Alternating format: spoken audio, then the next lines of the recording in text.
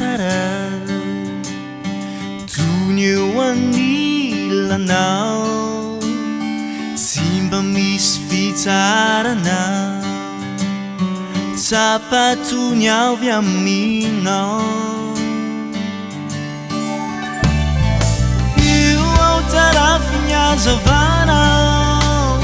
Ka tsy anampatahorana Io ao vokisam-pagagana Ka ho velombelona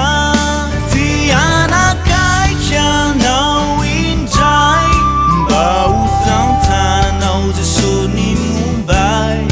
Dia halala misimisiny aminao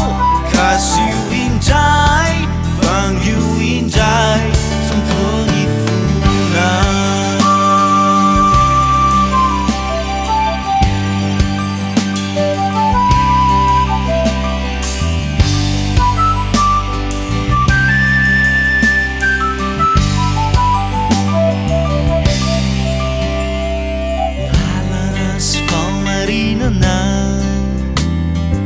Fiainana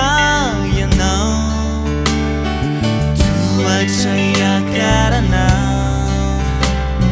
Mba iaonanao minira